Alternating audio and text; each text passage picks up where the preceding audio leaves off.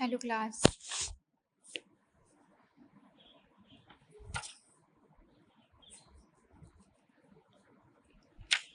सो आज हमें पढ़ना था importance of safe drinking water. Okay, safe water is free from disease causing organism and harmful chemical.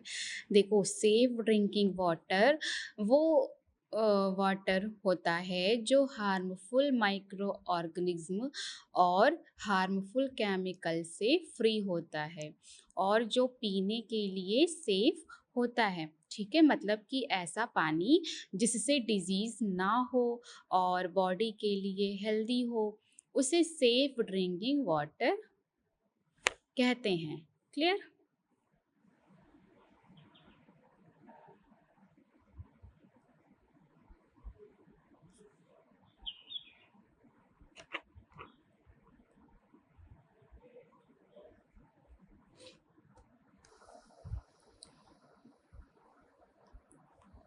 तो safe drinking water देखो लिखा है is free from disease causing organism and harmful chemicals.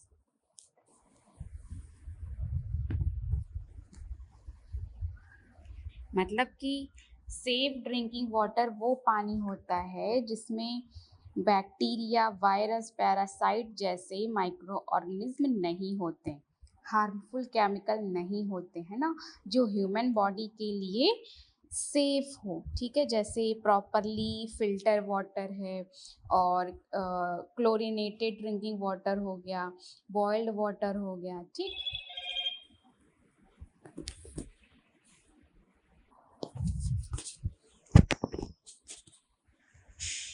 तो safe, देखो अगर पानी में जर्म प्रेजेंट होंगे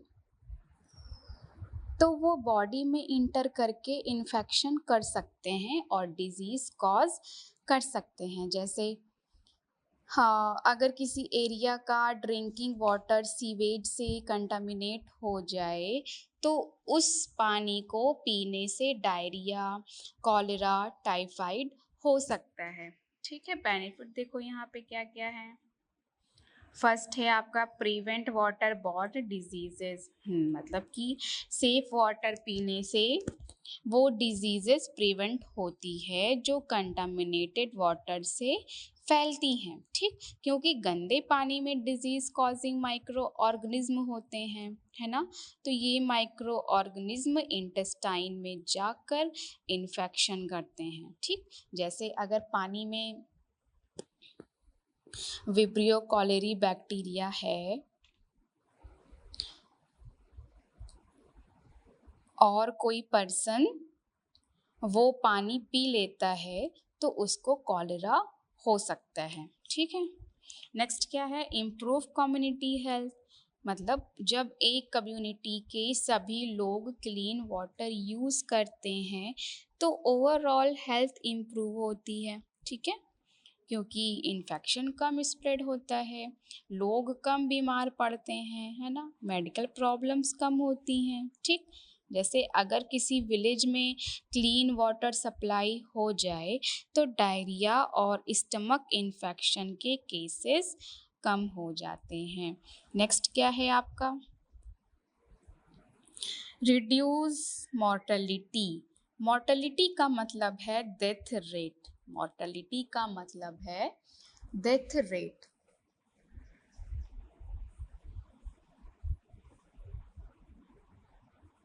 ठीक है, सेफ ड्रिंकिंग वाटर से वाटर रिलेटेड डिजीजेस की वजह से होने वाली डेथ कम होती है ना। अनसेफ वाटर से होने वाली डिजीजेस जैसे आपका डायरिया है, सीवियर डायरिया हो गया, कॉलरा है, ठीक है, ये सब होने वाली डिजीजेस हैं। डिहाइड्रेशन और सीरियस कॉम्प्लिकेशन कर सकती है। ठीक, छोटे बच्चों में सीवियर डायरिया होने पर बॉडी से बहुत पानी निकल जाता है। ठीक है, निकल जाता है। सेफ वाटर और प्रॉपर हाइजीन से इस रिस्क को कम किया जा सकता है। नेक्स्ट, वाटर बॉर्न डिजीज क्या है।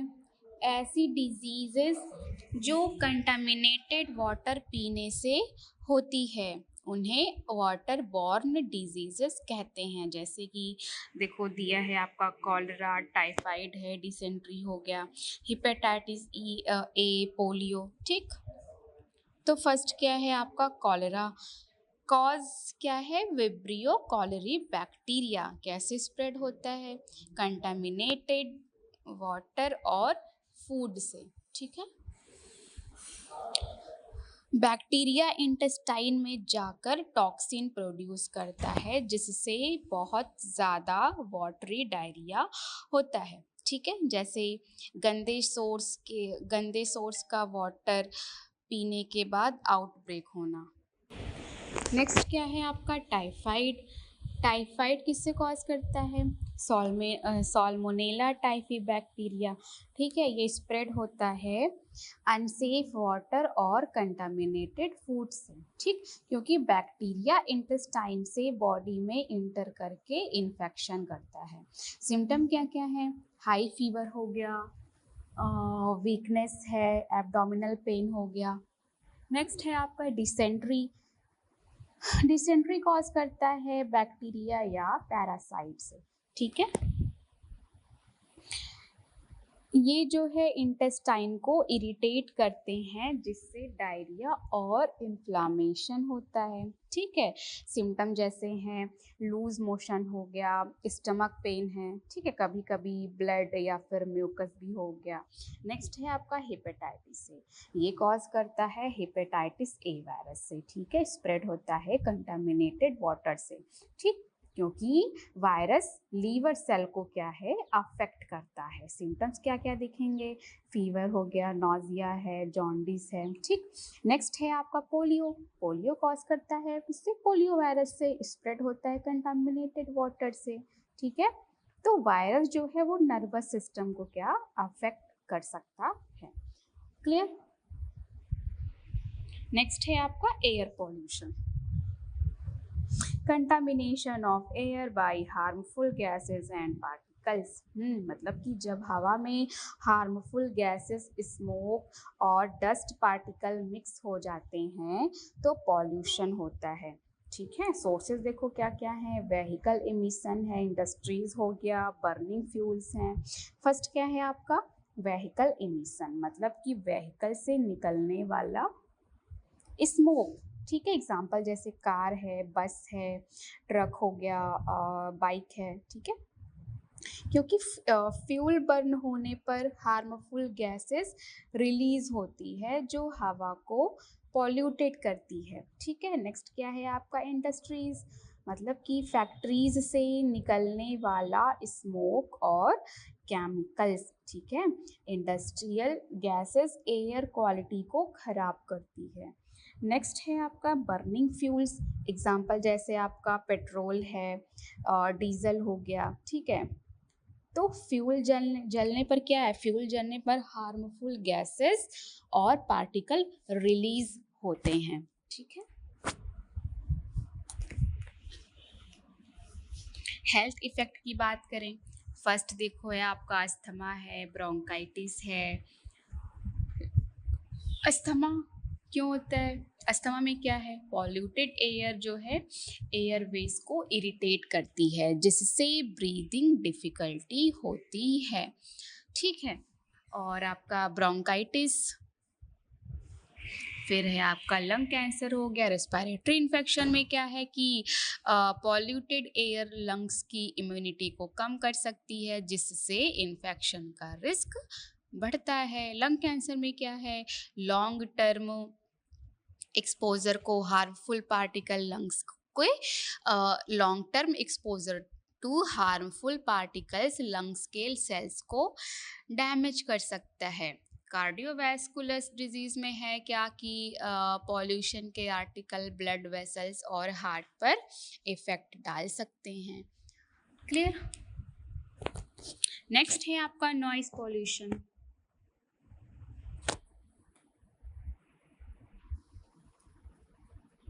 Unwanted excessive sound causing discomfort. ठीक है, तो noise pollution means unwanted and excessive sound which cause discomfort और हार्म टू ह्यूमंस। मतलब कि ऐसी तेज और अनवांटेड आवाज़ जो हमारे शरीर और दिमाग को नुकसान पहुंचाए उसे नॉइज पॉल्यूशन कहते हैं। ठीक है, जैसे ट्रैफिक हॉर्न हो गया, फैक्ट्री मशीन की तेज आवाज़ है ना, लाउड स्पीकर हो गया या डीजे साउंड है, कंस्ट्रक्शन वर्क हो गए जैसे उसमें आता है आपका ड्रिलिंग हो गया मशीन। ठीक है, इफेक्ट क्या क्या है, स्ट्रेस तनाव है ना, तेज आवाज लगातार सुनने से ब्रेन बार बार अलर्ट मूड में रहता है जिससे स्ट्रेस हार्मोन्स बढ़ जाते हैं, है ना। जैसे अगर कोई पर्सन डेली फैक्ट्री की तेज आवाज में काम करता है तो उसे इरिटेशन, एंजाइटी और स्ट्रेस हो सकता है। हियरिंग लॉस मतलब कि बहुत तेज आवाज ईयर के अंदर मौजूद कॉलरा और हेयर सेल्स को डैमेज कर सकती है।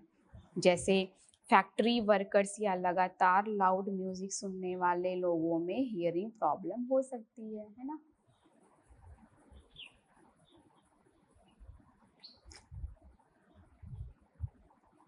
नेक्स्ट है आपका स्लीप डिस्टरबेंस, नींद में परेशानी। रात में तेज आवाज ब्रेन को आराम नहीं करने देती जिससे बार बार नींद टूटती है। ठीक है, जैसे ट्रैफिक एरिया में रहने वाले लोगों को अच्छी नींद नहीं आती है। फिर है आपका हाइपरटेंशन, हाई बीपी।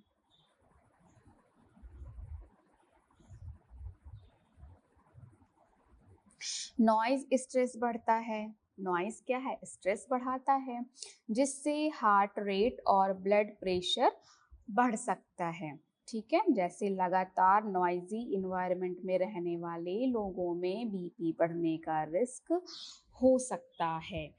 क्लियर। फिर है आपका sewage and solid waste disposal.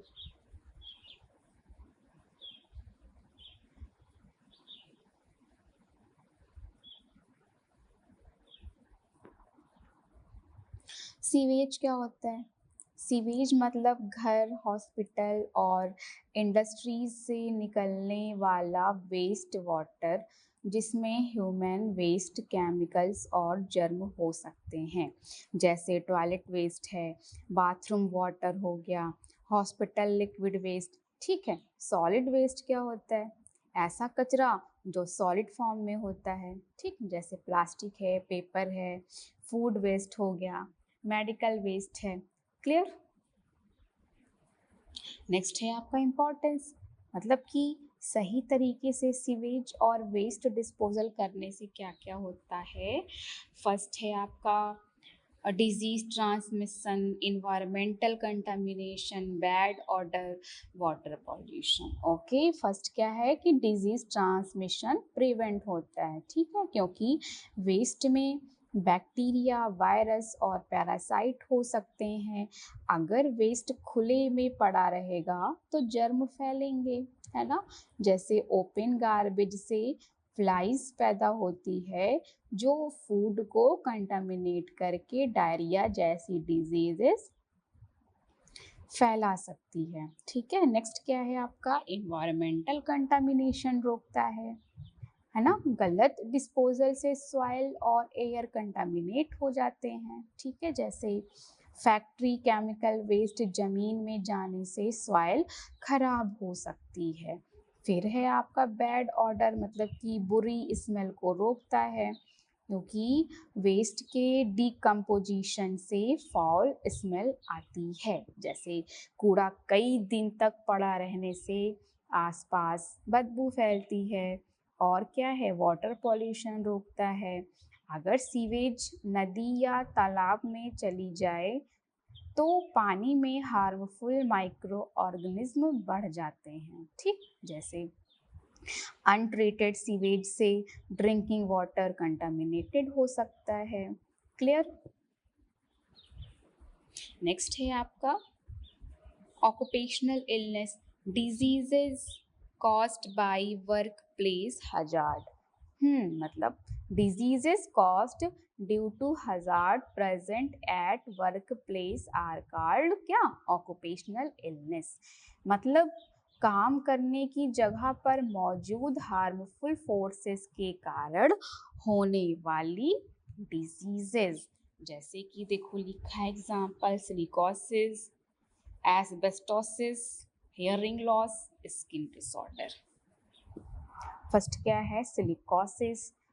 Cause करता है ये सिलिका डस्ट को लंबे टाइम तक इनहेल करने से।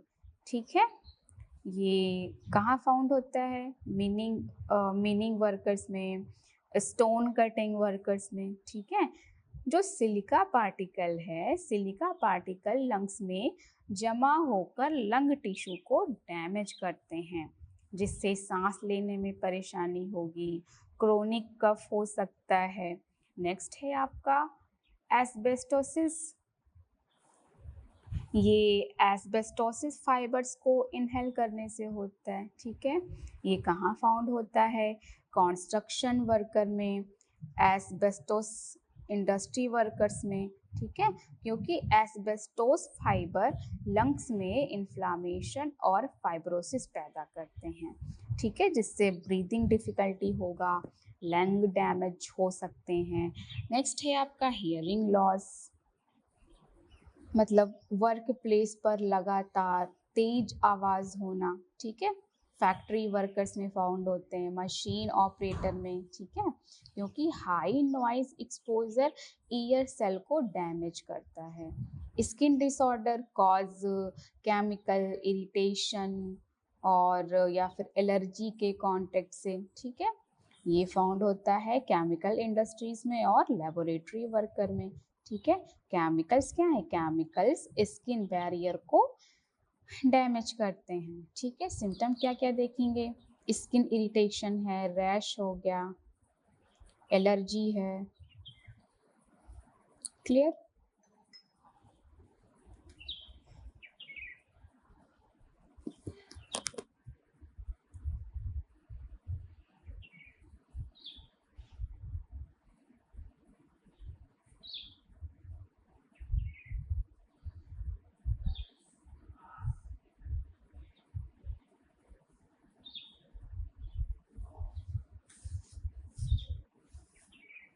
देखो ऑक्यूपेशनल इलनेस क्या है कि जब कोई पर्सन अपने काम की जगह पर मौजूद dust, chemicals, noise, radiation, infection या अनसेफ कंडीशन के कारण बीमार हो जाता है, उसे ऑक्यूपेशनल इलनेस कहते हैं। ठीक है, जैसे कि कोल माइन वर्कर को डस्ट से क्या है, सिलिकोसिस होता है ना। फैक्ट्री वर्कर को तेज आवाज से हियरिंग लॉस हो सकता है। केमिकल लेबोरेटरी वर्कर को केमिकल से स्किन डिजीज हो सकती है। ठीक, कॉजेस मैंने बताया आपको, एक होता है फिजिकल हजार्ड और एक होता है केमिकल हजार्ड। फिजिकल हजार्ड में आपके आ सकते हैं नॉइज़ है, रेडिएशन हो गया, हीट एंड कोल्ड हो गया। केमिकल हजार्ड में क्या है कि वर्क प्लेस पर केमिकल के कांटेक्ट या इनहेलेशन से डिजीज हो सकती है, जैसे कि लेबोरेटरी केमिकल्स है, इंडस्ट्रियल गैसेस हो गए, आपके सॉल्वेंट हो गए। ठीक, केमिकल्स क्या है, केमिकल्स बॉडी टिश्यूज को इरिटेट या डैमेज कर सकते हैं। ठीक है, फिर क्या है आपका biological hazard, bacteria, virus, fungi या पैरासाइट के एक्सपोजर से होता है। ठीक है, जैसे कि हेल्थ केयर वर्कर्स, डिजीजेस होने के चांसेस हैं, हेपेटाइटिस बी हो गया, टीबी हो गया या फिर कोई अदर इन्फेक्शन हो गया। ठीक है, इन्फेक्शियस ऑर्गेनिज्म बॉडी में इंटर करके डिजीज पैदा करते हैं। ठीक है, और हजार्ड है आपका मैकेनिकल हजार्ड, ये कॉज करता है मशीन्स, टूल्स या फिर एक्सीडेंट से। एग्जाम्पल जैसे हो गया फैक्ट्री वर्कर, क्लियर, प्रॉब्लम होगी उनको, इंजरी है, कट से हो गया, फ्रैक्चर से हो गया, ठीक है। और भी है एक हैजार्ड इरोगोनमिक, ठीक है, एर्गोनमिक हैजार्ड, गलत या फिर गलत पोस्चर या रिपीटेटिव वर्क से, ठीक है, जैसे कंप्यूटर वर्कर्स हो गए, लेबोरेटरी वर्कर्स हैं, ओके।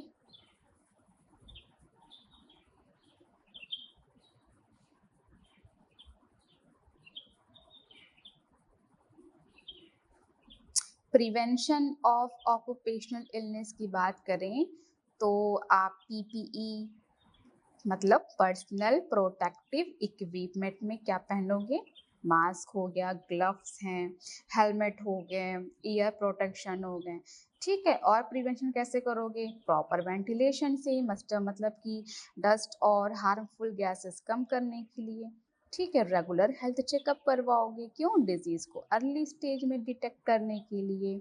सेफ्टी ट्रेनिंग करोगे, है ना, वर्कर को हैजार्ड के बारे में जानकारी दोगे, ठीक।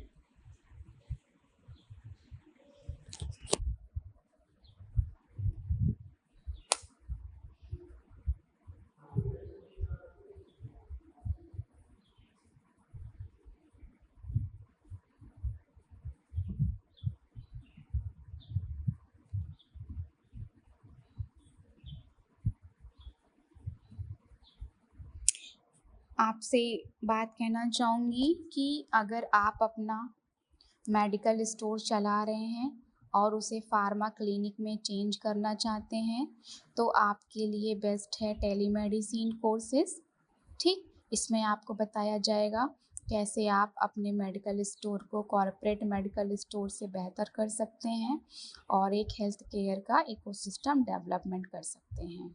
इसमें आप डॉक्टर से ऑडियो वीडियो कॉल पे कनेक्ट हो सकते हैं। कंप्लीट फीस है इसका 25,000 और आप हमारे दिए गए नंबर पर कॉल कर सकते हैं, ओके। सो आज हम यहीं तक रखेंगे। कल की क्लास में हम पढ़ेंगे environmental pollution due to pharmaceuticals, okay. Thank you class.